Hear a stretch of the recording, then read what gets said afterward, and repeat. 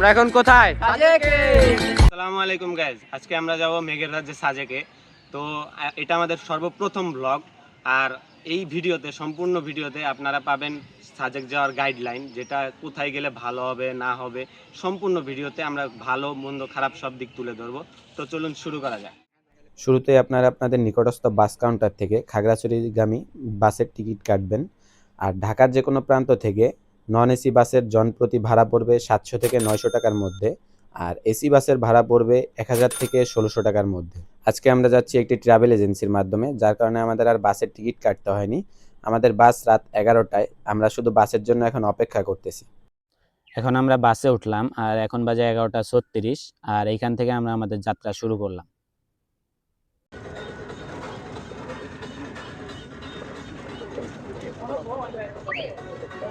আমরা এখন কুমিল্লায় দাঁড়িয়েছি যাত্রা বিরতির জন্য, আর এখন বাজে রাত 1টা 19।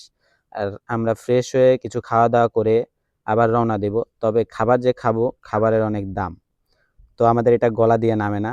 আমরা কিছু হালকা খাবার খেয়ে তারপর আবার রওনা দিই খাগড়াছড়ির উদ্দেশ্যে। আমরা এখন রাঙামাটি আছি, আর রাস্তাটি পাহাড়ের উপর দিয়ে এঁকে বেঁকে এগিয়ে চলেছে। যদিও রাতের বেলা তেমন বোঝা যাচ্ছে না, তবে দিনের বেলা এর সৌন্দর্য খুবই মনোমুগ্ধকর।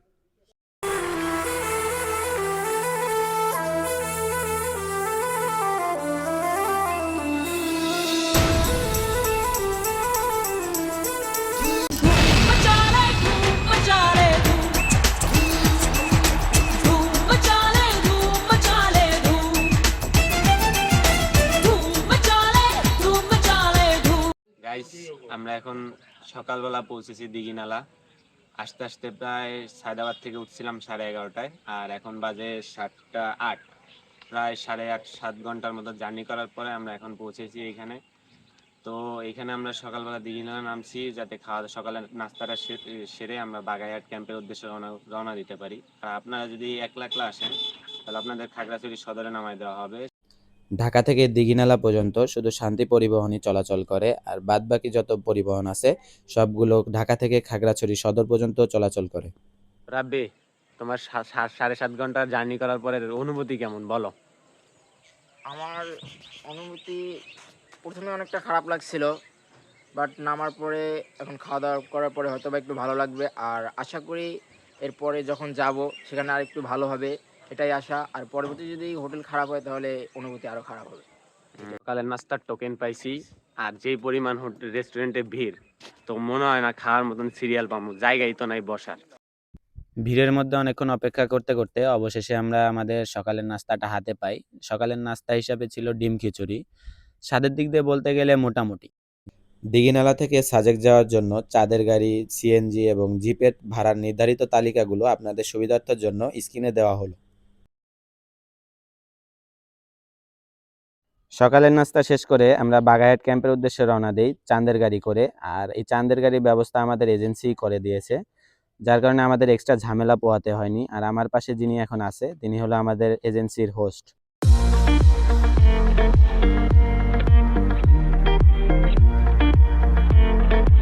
গাইজ, আমরা এখন বাগাইহাট আর্মি ক্যাম্পে আছি। তো 10টার স্কোয়াডের জন্য আমরা এখানে অপেক্ষা করব।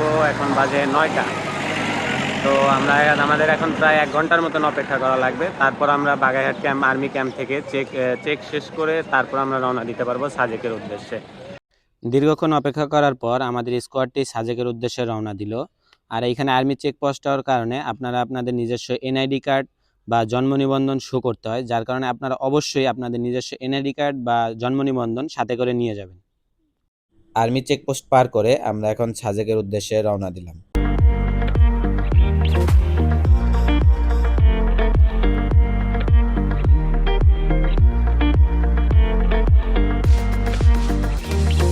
গাইজ, আমরা এখন সাজেক এসে পৌঁছাইলাম।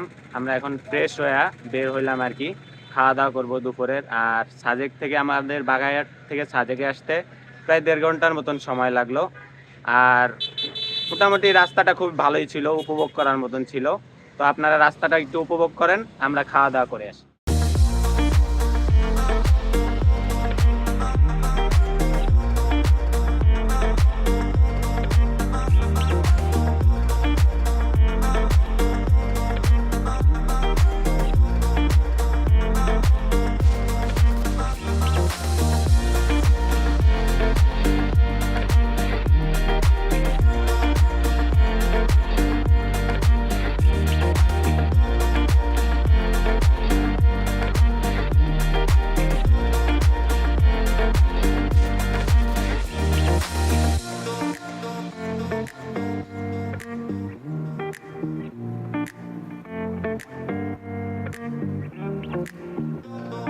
দুপুরের মেনুতে খাবার হিসেবে ছিল ভাত, আলু ভর্তা, সবজি, ব্যাম্বো চিকেন আর ডাল। গাইস, আমরা এজেন্সি দিয়ে আসছি, তো আমাদের অনুভূতি অনেক ভালো, বুঝছেন? এই অনুভূতি প্রকাশ করার জন্য আমরা আসিফকে এখন ডাকছি।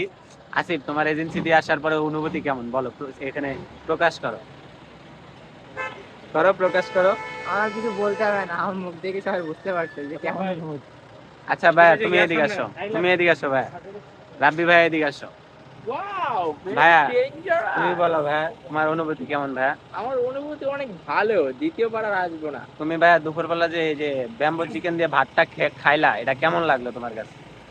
আমি সারা জীবন পাশ খেয়েছি পিছন দিয়ে, এবার ভাবছি সামনে দিয়ে খাবো, কিন্তু এটাও পিছন দিয়েই গেল। আচ্ছা ঠিক আছে ভাইয়া, ব্যাম্বো চিকেন। আমরা এখন কোথায় যাব? জানি না, একটা পাহাড়ে যাব। কংলাত পাহাড়ে যাচ্ছি আমরা। তো কংলাত পাহাড়ে যাওয়ার দৃশ্যটা আপনারা দেখতে পারবেন এখন। তো চলুন যাওয়া যাক। আর যাওয়ার লেগে এখন 0.5 কিলো হাঁটা লাগবো। এটা কিছু হইলো এখন। এই যে হাঁটতাছি, হাঁটতে হাঁটতেই জীবন শেষ হয়ে যাবে এখন। উই মাথায় চূড়ায় যাওয়া লাগবো। ও আচ্ছা, কিন্তু শরীরে এত এনার্জি নাই যে আমরা ওই কংলাত পাহাড়ের চূড়ায় যেয়ে উঠবো। কিন্তু উঠবো ইনশাআল্লাহ। কিন্তু যেহেতু আসছি, তো আমরা ওইটাই ছাড়বো এই জায়গায়। চলুন। দীর্ঘক্ষণ হাঁটার পর আমরা এখন কংলাত পাহাড়ের চূড়ায় এসেছি। আর ঈদের টাইমে আসার কারণে প্রচুর মানুষের ভিড় ছিল, যার কারণে আমরা ঠিক মতন ছবি বা ভিডিও ফুটেজও নিতে পারিনি।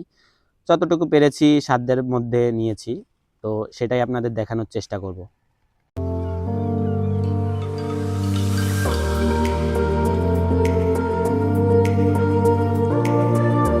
এখন আমরা কংলাত পাহাড়ের উপরে আছি আর আমরা সূর্যাস্ত দেখতে আসছি।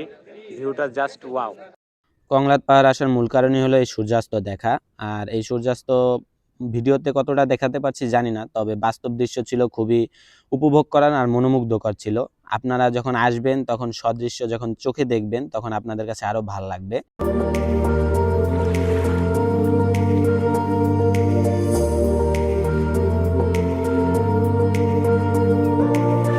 এই সারা জীবন আমরা বাস খেয়েছি আর আজকে আমরা বাসের মধ্যে চা খাচ্ছি। সবাই বলো চিয়ার্স। কোথায় চিয়ার্স বলো? চিয়ার্স বলো। এই চিয়ার্স। সূর্যাস্ত দেখা শেষ আর এখন আমরা কংলাত পাহাড় থেকে চলে যাচ্ছি। এখন আমরা সাজেকের রাতের দৃশ্যটা উপভোগ করব। চলুন।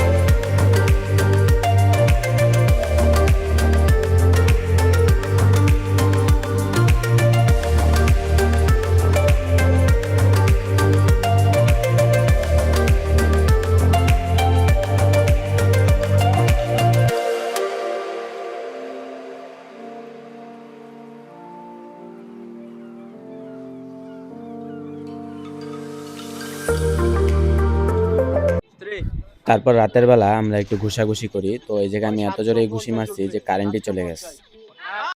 তারপর কারেন্ট আসে, তো তারপর আমরা আবার ঘুষাঘুষি করি। তো আমার আর আসিফের ঘুষি যেমন তেমন ছিল, কিন্তু রাব্বিরটা দেখার মতন ছিল। কি বাল মারি, তুই তো আমার তো কম দিবি। বাল উঠবো না, আমার তো মনে বেশি গেছে। ভয় করতেছে, ব্যথা লাগে। হ্যাঁ, রেডি। রেডি?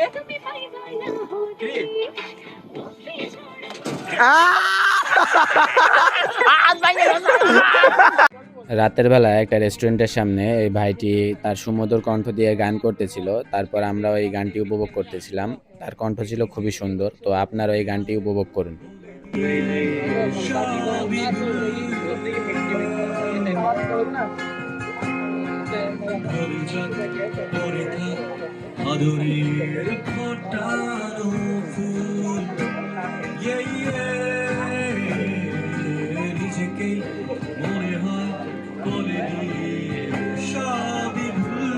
তারপর আমরা রাতের খাবার খেতে চলে আসি। রাতের মেনুতে ছিল গ্রিল চিকেন, পরোটা আর একটা সালাদ। তবে চিকেনের মধ্যে স্মোকি ফ্লেভারটাই বেশি চলে এসেছিল। ট্রাভেল এজেন্সি আমাদের যে রুমটা দিয়েছে থাকার জন্য, সেটা নিয়ে এখন একটু কিছু কথা বলবো। তারা যাওয়ার আগে বলেছিল খুব সুন্দর একটা রুম দিবে, প্লাস বেলকনি ভিউ থাকবে খুব সুন্দর। কিন্তু আমরা আসার পরে খুবই হতাশ, আমাদের আশানুরূপ কোনো রুমই পাইনি। আমাদের বেলকনি ভিউটা ছিল ঠিক এরকম, সামনে নোংরা প্লাস টয়লেটের পাইপ। আর রিসোর্টের নাম ছিল রুইলি কুইন রিসোর্ট। তো আজকে রাতে খাওয়া দাওয়া শেষে আমরা এখন ঘুমানোর জন্য প্রস্তুতি নিচ্ছি। আর আজকের মতন এই পর্যন্ত, কালকে আবার সকালবেলা দেখা হবে আপনাদের সাথে। পরের দিন ঘুম থেকে উঠে খুব সুন্দর একটা ভিউ পাই, হালকা হালকা মেঘ ছিল, দেখতে খুব ভালোই লাগতেছিল। তবে সাজেকে যেমন মেঘ পাওয়ার কথা তেমন আমরা পাইনি। তারপর আমরা সকাল সকাল চলে আসি সাজেকের সেই সুন্দর মসজিদটি দেখতে। মসজিদের বিষয় নিয়ে এক্সট্রা করে কিছু বলার নাই, আল্লাহর ঘর প্রত্যেকটাই সুন্দর হয়ে থাকে।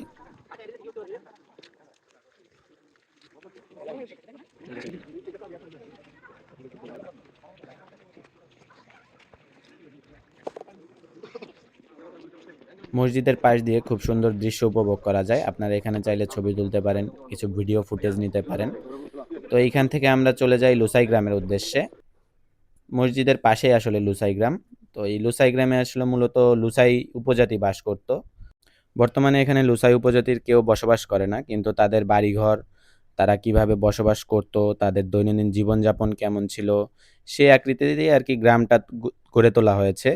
তাদের কিছু ঘর বাড়ি রয়েছে এখানে, তাদের কি কি পশু পাখি পালন করত সেগুলোর মূর্তি রয়েছে। এছাড়া আসলে কিছুই নেই, তাদের জীবনযাপন অনুযায়ী আর কি এখানে গ্রামটা তৈরি করা হয়েছে। তো আপনারা এটা দেখুন।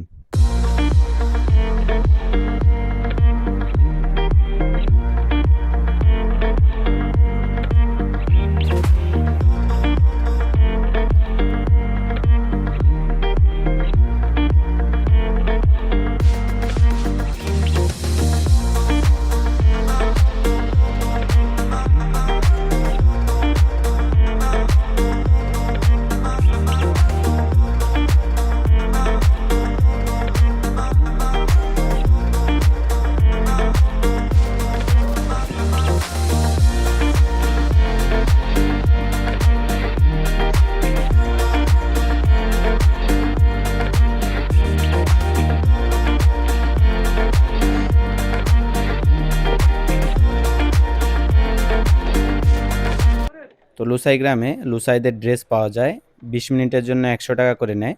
তো এখানে কিছু আপুদের সাথে আমাদের দেখা হয়, তারা নাচানাচি করে।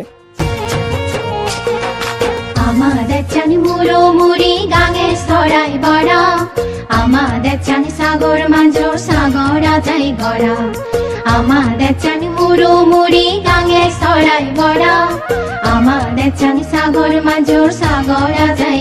এই পোশাকটা তখনকার লুসাই পুরুষরা পরিধান করত। তারপর আমরা সাজেক 0 পয়েন্ট থেকে ঘুরে আসি, আর সাজেক ঘোরা আমাদের কমপ্লিট হয়ে যায়। তো গাইজ, আমাদের লুসাই গ্রামও ঘোরা শেষ।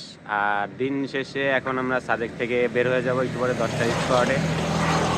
তো মোটামুটি দুই রাত কাটাইলাম। এক রাত তো আসতে আসতে চলে গেছে, আর এক রাত সাজেকে এসে কাটাইলাম। তো ঈদের সময়, ভিড়ের সময় তো সাজেক এতটা মানে ট্যুরের জন্য যোগ্য না, কারণ এখানে মানুষ বেশি থাকে, প্লাস মেঘও পাই নাই। সাজেকের যে মেঘ, সেই মেঘটাও পাই নাই। তো আমি বলবো যে এতটাও আসা ইম্পর্টেন্ট না। যদি আমি মনে করবো যে সাজেক তখনই আসা উচিত যখন বৃষ্টি বা মেঘ থাকে তখন। কারণ সাজেক এছাড়া কিছুই মজা লাগে না, আমার কাছে যতটুকু পার্সোনালি মনে হলো। তো বাকিটা আপনাদের বিষয়, আপনারা কখন ঘুরতে আসবেন বা না আসবেন। তবে ভিড়ের টাইমে ঘুরতে না আসাই ভালো, আমার যতটুকু আমার মনে হয় ওপিনিয়নে। তো আজকে এই পর্যন্তই ব্লগ। আল্লাহ হাফেজ।